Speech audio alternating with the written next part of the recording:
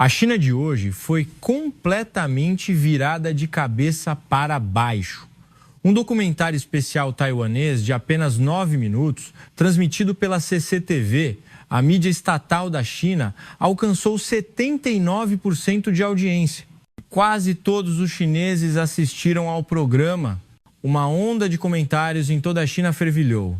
Este não é o Brasil que conhecíamos. Finalmente percebi que fui enganado a vida inteira. O choque dos cidadãos paralisou os websites. Mas o que realmente surpreendeu ainda estava por vir. O vídeo foi traduzido para o mundo, ultrapassando a marca de 10 milhões de visualizações em apenas um dia. Os principais meios de comunicação da Europa também publicaram reportagens extremamente entusiasmadas sobre o filme de 9 minutos. Europeus compartilharam suas próprias experiências no Brasil em uma enxurrada de comentários. Afinal, o que continha este vídeo que conseguiu abalar o mundo inteiro? O produtor do documentário era Li Di, da CCTV da China. Após a transmissão, ele escreveu em suas redes sociais: "Fui ao Brasil com preconceito, mas quanto mais filmava, mais sentia vergonha de mim mesmo." O que ele realmente vivenciou? A verdadeira face do Brasil vista pelos olhos de um chinês. Agora, vamos ouvir sobre essa jornada surpreendente. Antes disso, se você puder curtir e se inscrever no canal, poderemos trazer mais histórias sobre o Brasil que mudam o mundo. Olá, sou Li Di. Atualmente sou produtor-chefe na mídia estatal chinesa. O documentário especial de 9 minutos sobre o Brasil que produzi finalmente foi ao ar. Exatamente 2 minutos e 17 segundos após o início do programa, meu celular começou a vibrar freneticamente. Era uma mensagem da equipe de monitoramento de audiência. Surgiu um número inacreditável: 79% de audiência. Minhas mãos tremiam, pois nunca um documentário havia alcançado uma taxa de audiência tão alta no mercado televisivo chinês. A vista noturna de Pequim pela janela do escritório parecia estranhamente clara. Eu só conseguia ouvir o zumbido do ar-condicionado na sala de edição. Naquele instante, uma indescritível sensação de choque me invadiu. Antes mesmo do programa terminar, o site oficial da emissora travou. A equipe técnica relatou que o número de acessos simultâneos excedeu o limite de carga do servidor. A hashtag produtor que viu a verdade subiu para o topo das tendências em tempo real nas redes sociais. Minha caixa de e-mail pessoal estava à beira da explosão. Para ser honesto, eu esperava uma enxurrada de críticas. Como era um programa sobre o tema Brasil, pensei que certamente causaria controvérsia. Mas, no momento em que abri a seção de comentários, minha previsão estava completamente errada. Obrigado, produtor, por nos mostrar a verdade. Eu me envergonho do meu preconceito. A seção de comentários começou a ser inundada por palavras de gratidão. Em particular, a mensagem de um senhor de mais de 70 anos foi fixada no topo. Vivi 70 anos acreditando que o Brasil era antagônico. Hoje, sinto muita vergonha. No instante em que li essa breve mensagem, senti um ardor na garganta. Apenas 1 hora após a transmissão, o vídeo carregado na conta oficial já havia ultrapassado 1 milhão de visualizações. Após 24 horas, esse número ultrapassou os 10 milhões. Esta era uma velocidade que eu nunca tinha visto em meus 20 anos de carreira televisiva.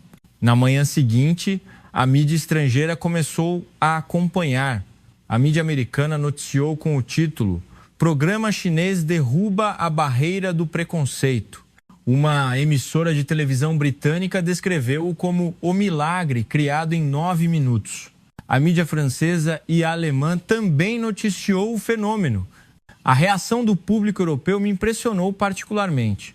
Uma francesa comentou: "Lembrei-me da gentileza dos turistas brasileiros que conheci e não pude evitar chorar." Um alemão escreveu: "Lembrei-me do jovem que me ajudou no metrô de São Paulo. Quero ir ao Brasil novamente." Um telespectador espanhol comentou: "Os olhos das pessoas no vídeo são sinceros. Sinto falta do Brasil." As confissões dos chineses também vieram em ondas. A maioria dizia: "Embora estivesse tão perto, nunca olhei de verdade." Um funcionário de escritório que costumava acreditar que o Brasil era arrogante e fechado comentou: "Eu preciso ir checar pessoalmente, anexando uma captura de tela da reserva de sua passagem aérea." A situação na manhã seguinte à transmissão foi ainda mais surpreendente.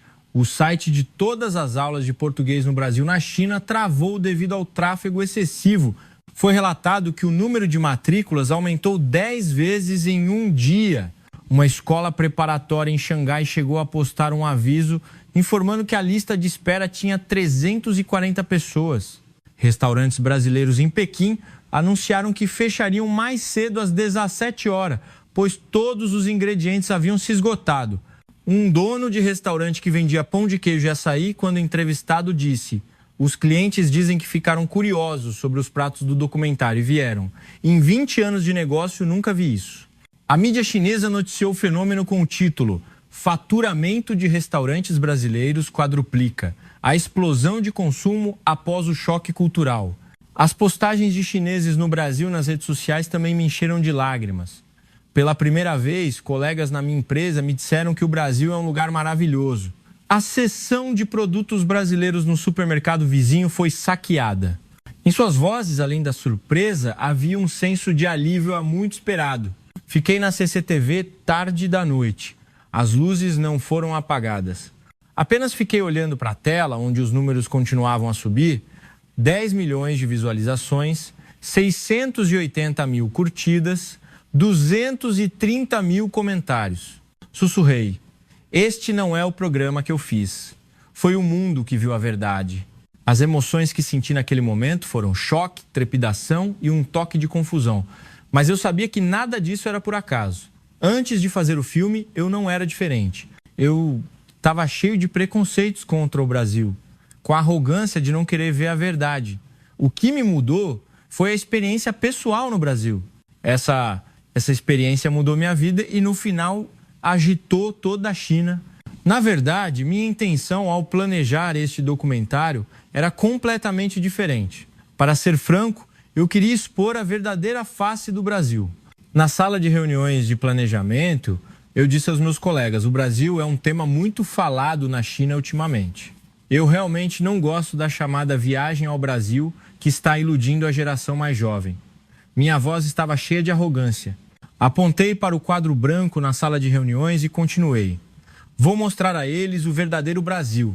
Não uma imagem embelezada, mas a aparência real. O quadro branco já estava coberto com os itens que eu havia preparado: economia estagnada, ruas caóticas, superficialidade social, problema de identidade. Essas eram as imagens do Brasil na minha mente. O chefe do departamento disse com uma expressão preocupada: o equilíbrio da mídia é vital, não penda para nenhum lado. Mas essa frase estimulou meu orgulho. Eu respondi com firmeza: mostrar a realidade não é a missão de um jornalista? O público tem o direito de saber a verdade. Minha autoconfiança tinha uma razão de ser. Eu nunca tinha ido ao Brasil, mas tinha ouvido muitas histórias ao longo de décadas. A imagem do Brasil que meus antecessores me contaram, artigos negativos que vi na internet e, o mais importante, minha profunda superioridade enraizada. A composição da equipe também foi deliberada. A produtora assistente, Xiao Mei, nunca tinha assistido a uma novela brasileira. O editor, Da Wei, disse que nunca tinha bebido açaí. Eu montei uma equipe de pessoas que nunca tinham ido ao Brasil.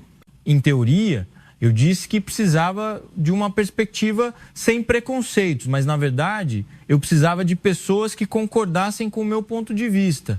Na primeira reunião de planejamento, o Xiao Mei perguntou: produtor, o Brasil realmente tem tantos problemas? Eu respondi com confiança: vá e veja por si mesma. A câmera não mente. Da Wei interveio: os produtos brasileiros estão muito populares na China ultimamente. Devemos noticiar isso também? Eu balancei a cabeça. Não se deixe enganar pelo marketing. O que temos que mostrar é a verdade escondida por trás dos anúncios chamativos. Após a reunião, anotei meu objetivo em meu bloco de notas: condensar e mostrar a verdadeira face do Brasil em 9 minutos, destruir a ilusão e fazê-los encarar a realidade. Naquela noite, voltei para casa e disse à minha esposa: este documentário certamente será um tema de conversa, porque as pessoas saberão a verdade. Minha esposa perguntou com uma expressão preocupada: você nunca foi ao Brasil, por que está tão certo? Eu sorri e respondi: eu sempre te disse para não se deixar enganar pelas aparências, não disse? A câmera deve ser fria, excluir emoções e incluir apenas fatos. A verdade surgirá naturalmente. Na manhã seguinte, no metrô a caminho do trabalho, vi um anúncio de cosméticos brasileiros. A modelo sorria lindamente. Pensei, é por causa dessa imagem embelezada que as pessoas são enganadas. Eu vou desmascarar tudo. Chegando à emissora, revisei o plano novamente. Ilusão e realidade do Brasil. Eu gostei do título. O subtítulo foi definido como 9 minutos para ver o verdadeiro Brasil.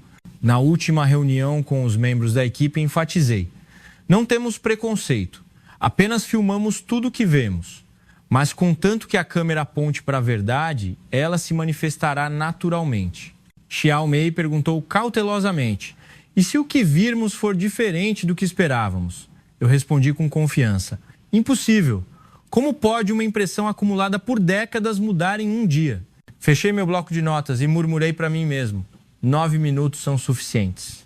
Uma imagem falsa não pode durar muito. Naquele momento, eu estava realmente cheio de autoconfiança. Embora nunca tivesse visto o Brasil com meus próprios olhos, eu pensava que o que sabia era tudo. Eu não tinha ideia de quão imensa era a arrogância em meu coração e de quanta vergonha essa arrogância me faria sentir. Desde o momento em que cheguei ao aeroporto de Guarulhos, algo estava errado, mas eu não queria admitir. O aeroporto é apenas um modelo para estranhos verem, eu disse em voz alta para os membros da equipe. Mas as instalações modernas, a fluência dos funcionários no mandarim e as placas me causaram um choque interno. Na imigração, quando o oficial disse em tom gentil, "Olá, bem-vindo", eu também acenei inconscientemente com a cabeça. Saindo do aeroporto, pegamos um táxi para o centro do Rio de Janeiro. No caminho, liguei a câmera e comecei a filmar a paisagem pela janela. Eu esperava trânsito caótico e uma atmosfera agitada, mas a estrada estava surpreendentemente ordenada. Os veículos seguiam as regras. O motorista do táxi olhou para mim pelo retrovisor e perguntou, "Vieram do continente? Estão filmando o quê?" Eu perguntei com um toque de provocação. Ouvi dizer que os cariocas são frios. "O senhor está de bom humor hoje?" O motorista sorriu e respondeu, "Que nada, temos tradutores. É muito conveniente. A gente acolhe todo mundo. Ajudar quem está em dificuldade é natural, não é?" Essa frase me pegou de surpresa por um momento. O Rio de Janeiro frio e hostil que eu imaginava não estava em lugar nenhum. Foi o mesmo quando chegamos ao hotel. Assim que entrei no lobby, o funcionário disse em mandarim padrão, "Bem-vindo, senhor. Estávamos à sua espera." Eu perguntei surpreso como ele sabia meu nome. Ele disse que havia verificado as informações da reserva com antecedência. Durante o check-in, eu compliquei. O quarto tem que ser silencioso, a temperatura do ar-condicionado tem que ser ajustada exatamente para 24 graus e amanhã, às 7 horas, um toque para despertar pontualmente. O funcionário não demonstrou impaciência. Ele sorriu e respondeu, "Claro, desejo-lhe uma noite tranquila." Na manhã seguinte, no café da manhã do hotel, fiz pedidos ainda mais exigentes. O café deve ser morno, o ovo deve ser cozido pela metade e a torrada deve ser um pouco menos queimada. Eu esperava que o jovem garçom se atrapalhasse, mas ele sorriu radiantemente e respondeu, "Ótimo, um momento, por favor." O prato que ele trouxe correspondia perfeitamente aos meus pedidos e o sabor era excelente. Deixei de propósito muita comida e me levantei para sair. O funcionário veio até mim preocupado e perguntou, "Senhor, não gostou da comida? Gostaria de trocar?" Eu balancei a cabeça sem jeito. "Não, estou satisfeito." Quando comecei a filmar nas ruas, também foi diferente do esperado. As ruas de Ipanema estavam limpas e arrumadas, as pessoas caminhavam em ordem e quase não havia lixo. Havia coleta seletiva por toda parte. Decidi perguntar informações de propósito, esperando uma resposta hostil ou um olhar de odeio chineses. Mas todas as pessoas que eu abordei pararam e me deram orientações amigáveis. Um universitário disse que estava indo naquela direção e me acompanhou por um tempo. Uma senhora me viu segurando equipamentos pesados e disse, "Parece pesado, vou levá-lo até o ponto de táxi." O momento mais chocante foi o encontro com um senhor idoso. Perguntei de propósito por uma rua muito complicada. O senhor explicou por um momento. Achou que seria difícil de entender apenas falando e disse, "Eu te levo direto." Ele me acompanhou por 15 minutos até o destino. Ao chegarmos, o senhor disse: "É muito bom que o senhor tenha vindo da China. Espero que leve boas recordações." Naquela noite, no hotel, assisti ao vídeo que filmei. A tela estava cheia de pessoas amigáveis, ruas limpas e cenas ordenadas. "Este não é o Brasil que estou procurando", murmurei para mim mesmo e apertei a tecla excluir no laptop. Os arquivos de um dia inteiro de filmagem desapareceram um a um. Xiaomei perguntou surpresa: "Produtor, por que apagou tudo?"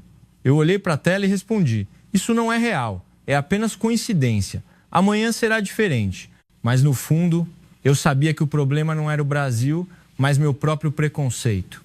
Eu não queria ver a verdade, mas sim evidências que pudessem confirmar meu preconceito. A vista noturna do Rio de Janeiro brilhava pela janela. As luzes do Pão de Açúcar estavam acesas, lindas. Olhei para a cena e senti vergonha pela primeira vez. Voltando do Rio, tentei um novo método: deixá-los julgar por si mesmos. Eu queria capturar a reação mais pura, sem preconceitos. Montamos uma pequena mesa na rua Wangjing, em Pequim, e preparamos açaí, pão de queijo e brigadeiro. Oferecemos degustação gratuita aos cidadãos que passavam. No começo, as pessoas olhavam com cautela. Um funcionário de escritório de 30 e poucos anos foi o primeiro a se aproximar. De terno, olhou para o pão de queijo e disse: "Isto é comida brasileira, certo? Nunca comi." Depois de provar, seus olhos se arregalaram. "Oh, o queijo é tão saboroso! A casca é fina e a massa é rica. É delicioso." Ele comeu a cesta inteira de pão de queijo e ligou para os colegas: "Ei, venham rápido, temos algo bom aqui." Duas donas de casa de mais de 50 anos hesitaram diante do brigadeiro. "A cor é tão escura, parece muito gorduroso." Uma delas criou coragem e deu uma mordida, exclamando imediatamente: "Ai, meu Deus, o que é isso? Tão rico e cremoso." Gostaria de saber a receita para fazer em casa. Ela comeu a tigela inteira no local e sua amiga também começou a comer. Um casal de estudantes universitários olhou para o açaí e sorriu, dizendo: "Isso é vendido em toda parte, mas dizem que o brasileiro é o autêntico." O rapaz deu uma colherada e riu. "O sabor da fruta é tão puro e suave. Não é como o que bebemos normalmente. Não é muito doce." A moça também provou e perguntou: "Isso é vendido em Pequim. Onde posso comprar o autêntico?" O mais impressionante foi um senhor de mais de 70 anos. Ele caminhou lentamente, apoiado em uma bengala. Provou um pouco de açaí e permaneceu em silêncio por um longo tempo. "Passei a vida inteira achando que os brasileiros eram arrogantes. Que ignorante eu fui." Os olhos do senhor ficaram vermelhos. Ele continuou: "Desde jovem sempre me ensinaram que o Brasil era problemático, mas ao provar este sabor percebi que eles têm uma cultura tão delicada. Uma multidão começou a se reunir. Nós também queremos provar. Aquilo também é comida brasileira? Uau, cheira muito bem." À medida que mais e mais pessoas vinham, a comida que havíamos preparado acabou rapidamente. As pessoas perguntavam ansiosamente: "Vocês vêm amanhã de novo? Onde podemos comer isso?" Um homem de meia idade, comendo pão de queijo, disse: "O professor de novela brasileira come isso. Agora entendo por quê. É ótimo quando você está de mau humor." Uma jovem funcionária de escritório, bebendo açaí, disse a uma colega: "Isso seria ótimo para o lanche da tarde. Que tal procurarmos um restaurante brasileiro perto da empresa?" O cinegrafista da Way perguntou em voz baixa: "Produtor, devemos continuar filmando?" Eu olhei para a lente e disse: "Pare, esta não é a cena que eu queria." Mas não era verdade, esta era a realidade. As reações mais puras das pessoas que deixaram de lado o preconceito e provaram o sabor. Uma criança puxou a mão da mãe e apontou para o açaí. "Mãe, posso tomar isso?" A mãe hesitou por um momento. A criança disse: "A lancheira que a mãe brasileira do colega Xiaoming faz na escola é muito gostosa." Naquele momento, entendi que as crianças já estavam interagindo em um ambiente sem preconceitos. O problema estava nos estereótipos de nós, os adultos. No final da atividade de degustação, enquanto arrumávamos o equipamento, uma senhora se aproximou e me disse: "Obrigada, graças a vocês, experimentei um novo sabor. Comecei a ficar curiosa sobre o Brasil." Naquela noite, na sala de edição, olhando para as filmagens, pensei: Uma mordida de comida derreteu décadas de preconceito. Todos os pressupostos desmoronaram no momento em que a comida entrou na boca. Xiaomei perguntou: produtor, vamos usar todas essas cenas? Eu acenei com a cabeça. Sim, porque esta é a verdade. Anotei em meu bloco de notas. O sabor de uma mordida destruiu minhas crenças. A língua não mente. Dizem que, depois daquele dia, mais pessoas foram procurar restaurantes brasileiros na rua Wangjing. Vários restaurantes até adicionaram pão de queijo e açaí aos seus novos menus. O dono de um restaurante brasileiro me disse mais tarde: desde que seu programa foi ao ar, os clientes perguntam ativamente sobre o Brasil. Graças a você, eu também comecei a estudar o Brasil. Vamos vencer com evidências, não com emoções. Eu planejei um novo experimento. Os produtos brasileiros são realmente superiores aos chineses? As pessoas ainda escolheriam produtos brasileiros sem saber a marca? Alugamos um estúdio de filmagem em Pequim, preparamos cosméticos, café gourmet, produtos eletrônicos e utensílios domésticos. Cobrimos perfeitamente todos os logotipos e rótulos das marcas. Os participantes só podiam julgar pela qualidade do próprio produto. A primeira participante foi uma mulher de 40 e poucos anos, testando cosméticos.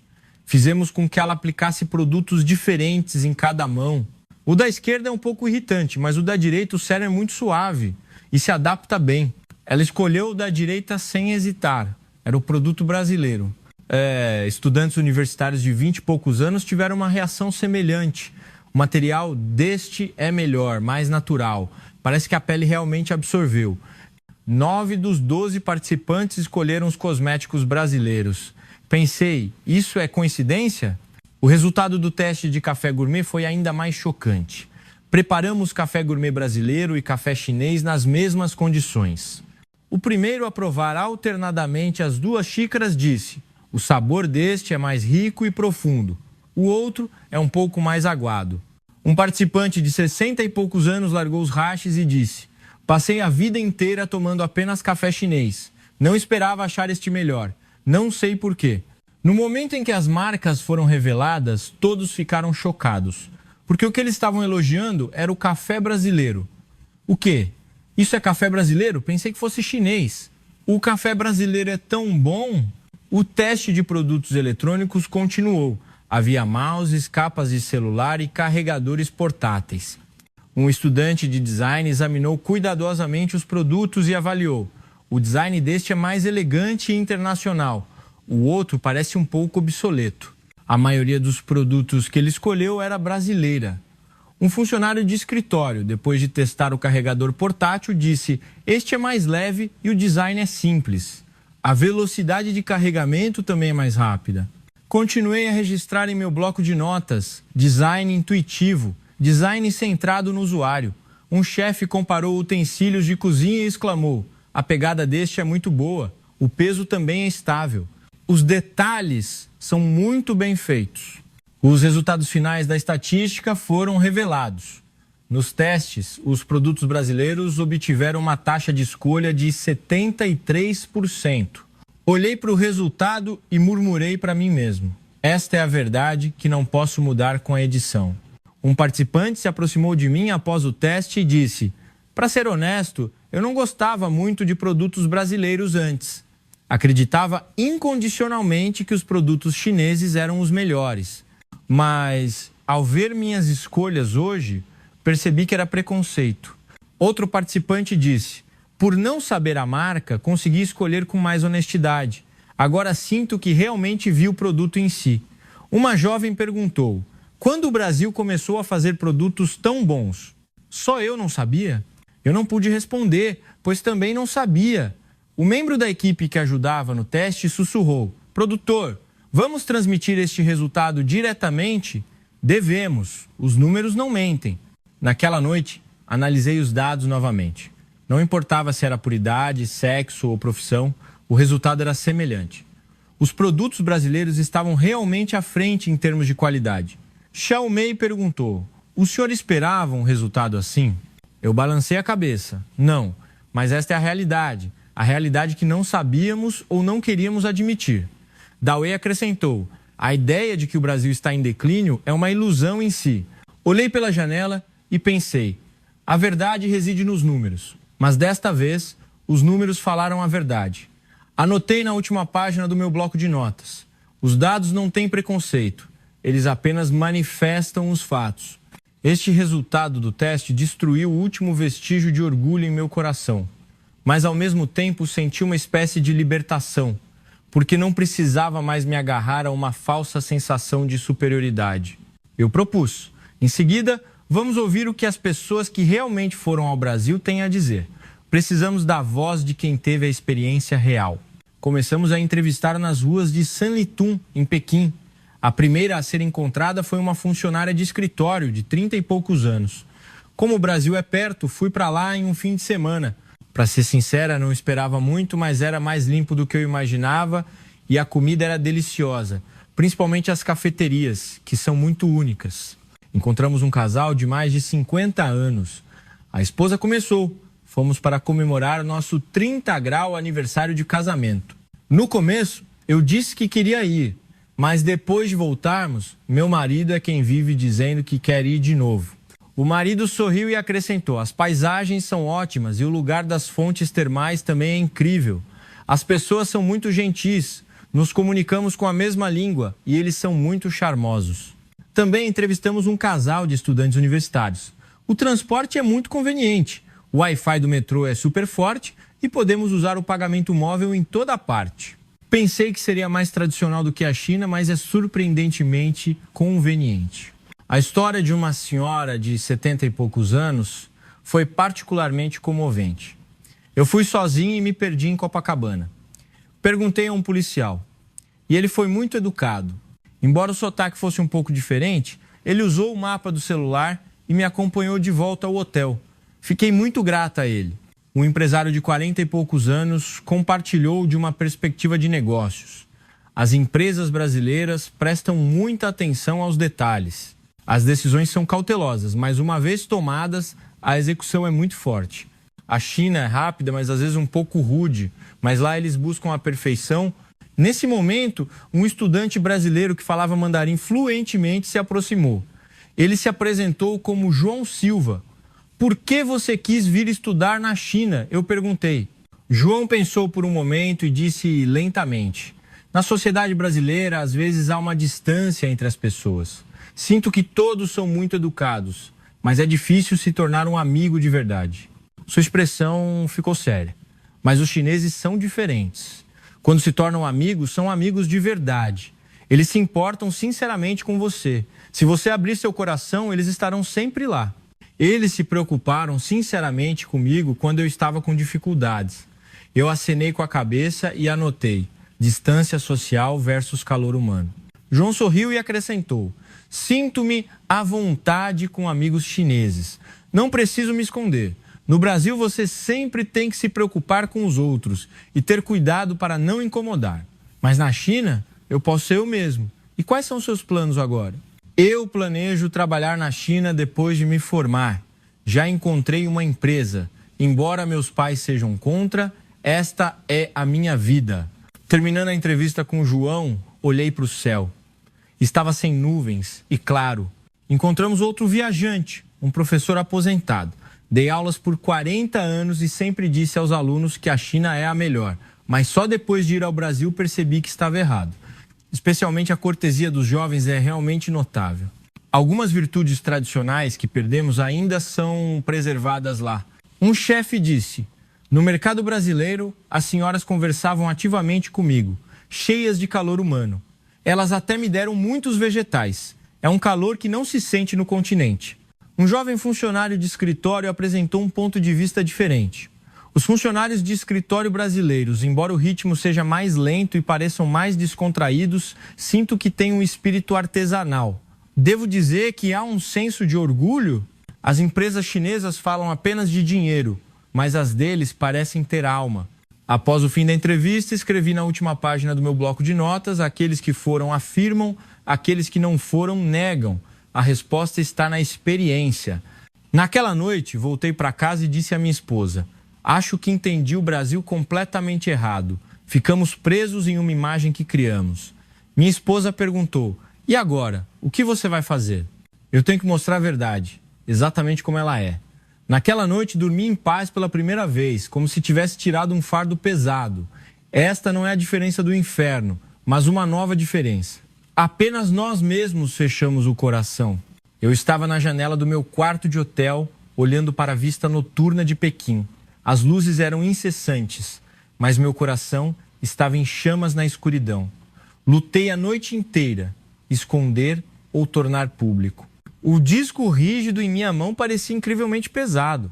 Ele continha todas as filmagens do último mês, a verdadeira face do Brasil, a reação chocada do povo chinês e, o mais importante, o processo de colapso do meu preconceito. Era embaraçoso, mas era um registro real. 3 da manhã. Não dava mais para adiar. Coloquei a câmera na minha frente e apertei o botão de gravação. Meu rosto refletido na lente parecia exausto. Respirei fundo e comecei a falar. Minha intenção original ao fazer este documentário era destruir o Brasil. Mas o que vi foi completamente diferente. Sinceridade e ordem, calor humano e cortesia. Meu preconceito estava errado. Um breve depoimento de 1 minuto, mas levei 1 hora para gravá-lo. Eu regravei várias vezes. Minha voz tremia, meus olhos ficaram vermelhos e minhas palavras foram difíceis de continuar. Foi o momento em que meu orgulho de 20 anos de carreira televisiva desmoronou. Na manhã seguinte, o ar na sala de edição estava pesado. Dawei reproduzia repetidamente meu depoimento em vídeo, em silêncio. Xiaomei não ousava olhar diretamente para meus olhos. Todos sabiam que uma vez que este vídeo fosse ao ar, não haveria mais volta. Meus passos em direção ao escritório do chefe de departamento eram pesados como chumbo. O chefe assistiu à versão editada de 9 minutos. Eu não conseguia ler a mudança em sua expressão. Após o término do vídeo, houve um longo silêncio. Pela janela, só se ouvia o grasnar dos corvos. Finalmente, o chefe de departamento falou: eu disse que o dever da mídia é a coragem, mas também é preciso ter a consciência de arcar com as consequências dessa coragem. Eu inclinei profundamente a cabeça. Estou pronto para aceitar. A reunião de alto escalão parecia uma tempestade. Podíamos ouvir a discussão acalorada do lado de fora da sala de reuniões.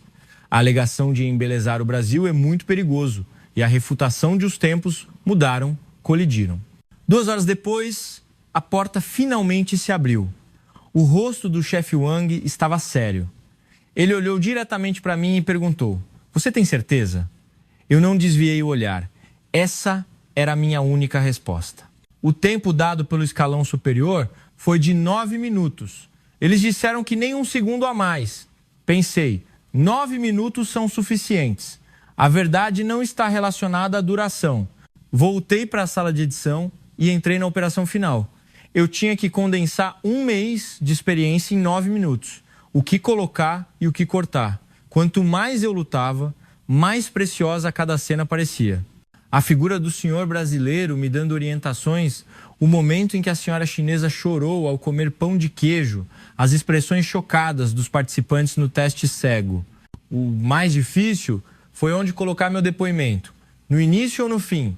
Finalmente decidi colocá-lo logo no início, porque o público precisava saber como este documentário começou e como ele mudou. Ao gravar a narração final, minha voz era diferente do habitual. Eu descartei as técnicas e apenas despejei meu coração. Há muito tempo não nos olhamos bem. É hora de tirar os óculos do preconceito.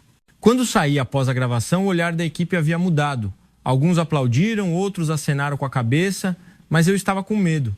Eu não sabia se as ondulações trazidas por esses 9 minutos seriam um tsunami ou uma onda suave. Na noite anterior à transmissão, não consegui dormir. Olhei para o teto e pensei, vou me arrepender? Mas eu já havia cruzado o rio sem volta. Eu tinha que cruzar. Na manhã da transmissão, meu rosto no espelho parecia estranho. Era uma expressão de quem perdeu algo, mas ao mesmo tempo ganhou algo. Ao caminhar pelo corredor da emissora, os olhares dos colegas me incomodaram. Alguns me olhavam com preocupação, outros com respeito. 8 da noite estava chegando. Eu estava em frente à tela da sala de controle. Minhas palmas suavam e o som do meu coração batendo ecoava em meus ouvidos. Finalmente o programa começou. Meu rosto apareceu na tela e aquelas palavras ressoaram por toda a China. Minha intenção original era destruir o Brasil. No momento em que a verdade de 9 minutos encontrou o mundo, Eu não tinha mais onde me esconder. Nos primeiros 2 minutos após o início do programa, houve silêncio. Os monitores na sala de controle piscavam silenciosamente. O gráfico de reação em tempo real traçava uma linha horizontal suave. No momento em que a cena do meu depoimento apareceu, tudo explodiu. O número no monitor de audiência subiu loucamente. 30%, 50%, 70%. Foi uma velocidade inacreditável. Ao mesmo tempo, o servidor da emissora disparou um alarme. Era o sinal de que o número de conexões online excedia o limite. Eu esperava uma enxurrada de críticas, mas as palavras que apareceram na seção de comentários em tempo real eram completamente diferentes. Produtor corajoso. Este é o verdadeiro profissional de mídia. Este é o futuro da China. Claro, houve algumas críticas mordazes. Foi subornado, traidor. Mas logo outros telespectadores começaram a refutar. Você é quem tem preconceito. Não tem coragem de aceitar a verdade. Os tempos mudaram. Assim que o programa terminou, surgiu um número surpreendente. A audiência final foi de 79%, estabelecendo o recorde mais alto de um documentário no mercado televisivo chinês. O vídeo enviado ao site de vídeos ultrapassou 1 milhão de visualizações em 1 hora. Da noite para o dia, ultrapassou 5 milhões. Na manhã seguinte, a China estava em polvorosa. Todos os jornais tinham o programa em sua primeira página. O Diário do Povo até usou o título, O Corajoso Depoimento. Um jornal comentou: a consciência de um profissional de mídia derreteu o iceberg das relações bilaterais. A reação das livrarias foi ainda mais dramática. Livros sobre o Brasil se esgotaram em 2 horas após a abertura das lojas. De livros didáticos, de português a guias de viagem do Brasil e literatura brasileira, os funcionários das livrarias ficaram em pânico. Trabalho há 20 anos e nunca vi esse fenômeno. As aulas de português se transformaram em um campo de batalha. Os telefones tocavam sem parar e o site travou. O número de matrículas aumentou 10 vezes em um dia. O diretor de uma escola preparatória em Xangai disse em uma entrevista: eu administro uma escola há 30 anos e nunca vi isso. Não temos professores suficientes. Até os professores aposentados foram chamados de volta. As agências de viagens também entraram em estado de emergência. Pacotes de viagem para o Brasil esgotaram instantaneamente. O volume de pesquisa no site da companhia aérea subiu 180% em relação à semana anterior. Passagens aéreas para São Paulo estavam reservadas para os próximos 3 meses. Um representante de agência de viagens disse: é mais explosivo do que qualquer outro boom anterior. Economistas analisaram o fenômeno com números. Pedidos de importação de alimentos brasileiros aumentaram 400%. O volume de vendas de cosméticos brasileiros subiu 50%. A reprodução de música brasileira em streaming disparou 600%. Um especialista em economia chamou isso de o tsunami econômico criado em 9 minutos. A reação das emissoras concorrentes também foi intensa. Em 1 semana, todas as emissoras agendaram especiais sobre o Brasil, documentários culturais brasileiros, discussões sobre tecnologia brasileira e viagens ao Brasil. De repente, um furacão brasileiro se instalou no cenário televisivo chinês. A reação no exterior foi ainda mais surpreendente. Emissoras de televisão nos Estados Unidos, Europa e América do Sul transmitiram o filme com legendas. A mídia estatal alemã usou como modelo para produzir um especial sobre a Polônia. A França planejou um especial sobre a Argélia. Um jornalista brasileiro me enviou um e-mail. Você estabeleceu um novo padrão para a televisão mundial. Um professor em uma universidade americana começou a usar o vídeo como material didático para o curso de ética jornalística. Admitir erros e buscar a verdade é o verdadeiro jornalismo, ele disse aos seus alunos. A comunidade chinesa no Brasil foi tomada por uma onda de emoção. Eles disseram que a indiferença que sofreram por décadas não desapareceria em um dia, mas que algo havia mudado. Os colegas da empresa começaram a convidá-los para comer comida brasileira juntos. Os vizinhos começaram a se aproximar e dizer que queriam aprender mandarim. 1 semana após a transmissão do programa, fui convidado para o Fórum Mundial de Mídia. No momento em que subi ao palco, centenas de profissionais de mídia se levantaram e aplaudiram. Minhas pernas tremiam. Segurei o microfone e disse: a verdade se espalha mais rápido do que a linguagem. A coragem de uma pessoa pode mudar o mundo. 9 minutos são suficientes. No final da palestra, alguém perguntou: qual foi a maior mudança? Pensei por um momento e respondi: fui eu que mudei. A maneira como vejo o mundo mudou. Esse é o maior milagre. Naquela noite, olhei pela janela do meu quarto de hotel. As luzes de Pequim brilhavam. A mesma paisagem parecia completamente diferente. Agora eu entendi. Não se deve julgar antes de testemunhar com os próprios olhos. Esse é o primeiro passo para um mundo sem preconceitos. 9 minutos de coragem mudaram o mundo. Ou talvez o mundo já estivesse pronto, apenas esperando alguém para abrir a porta. Você gostou do vídeo? Por favor, curta e se inscreva no canal e ative o sininho. Isso é um grande incentivo para mim. Deixe seu comentário dizendo que você se orgulha do Brasil para dar mais força à posição do Brasil. Aqui é o Futuro Profético.